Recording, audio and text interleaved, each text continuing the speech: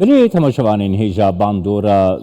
شری ترکیه و پکک کار بدانین و اوی شاگو دوهیل زاخول پرخی چی بوم ماموسی زانینگه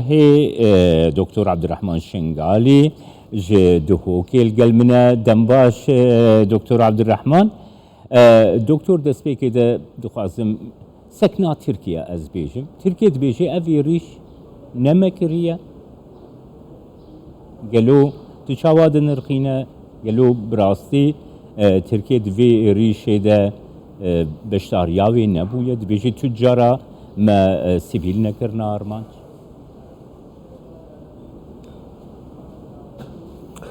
زۆر سپاسش بۆ میێڤەنداریە دەمێ وا باش و بینەرێت هەوەژی باش بێتن کاک جەمال پڕاستی جارێ دەستپێکێ کارەساتێکا گەلەکە دڵتەزینە یعنی هەر جهێکی مرۆڤ ببنە قوربانی مرۆڤە بەهای خۆی مرۆڤایەتی و مرۆڤش هەموو تشتێکی پیرۆسترە دەما کارەسات و تشتێ وسایە دڵتەزین چێت بیتن سەرێ ڕێز و نەوازشێ بوو قوربانیان ئەوان ڕوودانن هەنەیە دیارە و ئەف ڕوودانە نە یەکەم ڕوودان بووە و نە دوماهیک ڕوودانجیت بیتن ئەت ماوێ پتری وان 40 ساڵێن چوویدا و تایبەت پشتی ساڵا 1991 حتانوکە بدەهان کارەساتن هوسا دووبارە بووینەوە هەرێما کوردستانی بووە ئارمانجش بووان هێرشێن هەنێ یا دیارە ئەڤروکە ئەو داخوایانیەم تایبەت چاوشۆغلۆ بەڕێز چاوشۆغلۆ وەزیرە دەرێ تورکیایە و وەزارەتە دەرێ تورکیایە بووە چەندێ کو ئەف پرۆسە ڕەتکرینە ئەپڕاستی جهێ سەرسوورمانێ و حیبەتی بوونێ بوو یعنی خەلک هەموو شێوەیەکی گشتی العێراقێ چاوەڕێوێ چەندێ بوون و وەزارەتە دەرێ تورکیا یانجی حکوومەتە تورکیا بجۆرێکێش جۆران داخوازا لێبورینێ چونکە خەلەلێت وسای تەکنیکی شەڕاندا جەنگاندا بەردەوام چێت بن لسردمك وكو سردمي أغرو وفي تكنولوجيا برفره أف هيزا لشكرية تركيا يعني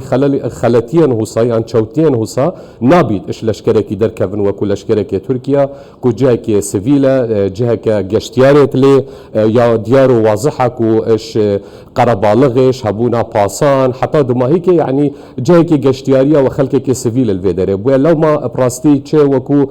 شروفكرين وجي تشي وكو متابعة كرين بو في باردوخي هني براستي اف داخوانيا وزارت دروا تركيا نجي خدابو و جاوري چنده بو کو داخوازه لبورینه بيتا كرن يعني جوركش جوران قربو تعويزا وان قربانيان و في خلقي بيتا كرنه ل جهه سرسورمان بو کو براستي افروكا افلدوانا في شكلش وزارت دروا تركيا دركتي كيكي عبد الرحمن بيغمان وكيته دس نشان كري بو يركا گلك دل تزين کو بحشمانك زيادة كزاروك جن شهيد كتن هاتم بريندار كرن ليل آلية كيبا ديتنك هيا هنشرو وكارد بيجن كو أفيك بو يرا كو دهي چيبو كاري ببي بنگهك جبوني دور خصنا في شريج حريما كردستاني بطايبتي جدورين سينوري قالوا القرى بحوريات جي اف بو يرا كو دهي چيبوي دكاري ببا دسبيكك كو ترکیه جو پکک جی شریق جی حریما کردستانی بطایبت دور بکن دیتنا من نخیر کاک جمال چونکه تزانی بوچی وکم دسپیک آماجه پیکر و نجاره یکیه و نجاره دوماهی که جید بیتن بوچی خواندنك ورد ولوجيكي ومنطقي بوفان بروسيت هني بيتا كرين يعني دوري مسألة دلينية وهستي ومروفايتية تبدر رخكي چونك أفكارك سياسي دبلوماسي لشكرية مسائل لشكري ودبلوماسية ده همي قاوا لوجيكي هيزيت خوتن نا هيزا لوجيكي تخوت يعني دولتك يانجي لاينة بهيز همو قاوا تشيتن كنترولا لاينة ديتريا لاواز بكتن اف اگر ام دو برا ورديات نافبرا وان هر دولايانا دبكين يعني تشوكو دولتا تركيا شلايكي وهرما كردستان ودولتا عراق شلايكي ديتر دياركو افروكا تركيا انداما ناتو دا ديار هزكا لشكريا قالكا مازنيا هاي باندورا دبلوماسية تركيا تايبتك سردمي رجب طيب اردوغاني تشيا اقليمي وتشيا نف دولتي باندورا قالكا بهزة تركيا اخفتناوي انجمن نف دولتي وانجمن اسايش دا مثلا ديتر حتى انه كشر اوكرانيا وروسيا دا يعني لاينكي قالكي جرينجي فان معدلات هنيه البرامبري كرتو بيسحكي دولتك وكو عراقي يعني بناف دولتك بسروبره دولتك نهائي جرتيا هيزكا جرتينينا خلكي وهمي وەکو بێژین تێکەلی و جڤاکێکی گرتی و متەماسک و هەفگرتی نینە بەڵکو دابەشبوونەت ناوبەرە عێراقیاندا هەیە شلای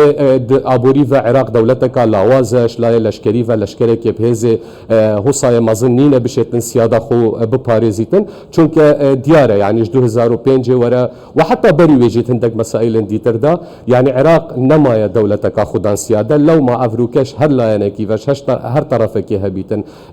هەر چارچوڤێکی هەبیتن چه ئیرانش لایەکی وەبی تورکیاش لایەکە دیتر وەبیتن یعنی ئاخا عێراقی بەردەوام یا معرزیوان هێرشێن هەنەیە و هەرێما کوردستانێژی پوێ لۆجیکاک و بەشێکەش عێراقی بەردەوام کەتیەت بنوان فشارێت هەنێدا و هەموو گاوا شەڕلڤێرێ هاتێکردن یعنی توێ تشتیش بیر نەکە ئەرێ ڕاستە ئەڤروکە پەکێکە بووە ئەگەرێ وێ چەندێک و بیانۆ و حجەتەکە یا پهێزە بوو تەداخلکردن و دەست درێژیە تورکیایە بوو ناف ئاخا هەرێما کوردستانê و ناف ئاخا عێراقê lê divêt em hindek tiştên dîtir ji bîr nekeyin ew rêkeftinamê yê emnî we siyasî navbera dewleta Tirkiyada dewleta Iraq navbera dewleta Iraqê da jî hatîne kirin her ji Lozanê bigire 1923 were ya Ankara 26 48 ve heta ya dumahîkê jî sala 1983 navbera rejîma Be's û yani navê dewleta Iraqê hatiye kirin vîca çi hizb çi layen hukmî prêvebet muhîm navê komara Iraqê bûye û wed dewleta Tirkiyada jî ku ew mafeyê daye yani hidûdê 10 kilometre bû 15 kilometran sinûra bibazînin ew cihêwana bivêtin operasyonê leşkerî lê bikin lewma divêtin ew xeletiyên pêştir hatîne kirin kombûna wana hemiya pêk ve divêt evrûke verêja van encamê tenê dê jê derkevîtin we dîtina min yani Iraq neşêt evî hedesiyê diltezîn biqozît yan bibînît yan jî istiqlal ketin bû wê çendê ku êdî hêrişên Tirkiya li ser axa Herêma Kurdistanê û Iraqê pirawistînin yan jî li vînên pekekir ser sinûrî siz bikin ev dîtina min nexêr ev dê berdewam bin û Iraq neşêtin beramber yani çêbîr mesela hindek lêdwan deyêne dane helbet wisa hindek xwepîşan danin çunke xelkeyê germe mirovê dwanin kesûkarê dwanin rûdaneka diltezîne yani redfe'l dê hebin bes emma beramber wê çendê ku Iraq Evrûke bişêtin dergehê sinûrî gel Tirkiya bigirîtin 20 milyar dolar salane navbera Iraqê ve Tirkiyada alûgora bazirganiya heye yani ne alûgora yani Iraq hawirdet ketin Iraq istîradê ketin ji Tirkiya yani hekenûke menfea ve berjewendiya mütebadel û girtî jî yani ya dulayanê jî ba rê çûye lê Evrûke hemî tiştekî Iraqê zorbeya here zor eprêka Tirkiyaya tasdîra geleka yani hijmareka geleka gazê nefteya ji Kerkûkê û Herêma Kurdistanê her eprêka Tirkiyaya meselê dîtir yê civakî komelayetîne hejmûna Tirkiya li ser Iraqê nûke gelek yani dîtina min Iraq neşêtin şêweyekî asan û sade û sanehî bişêtin evan hêrişên henê yên Tirkiya li ser axa Herêma Kurdistanê ve komara Iraqê pirawistînî. Spasiyatet kim Doktor Abdurrahman Şingalî mamosteyî zanîngehê ji hokê tu mêvanê.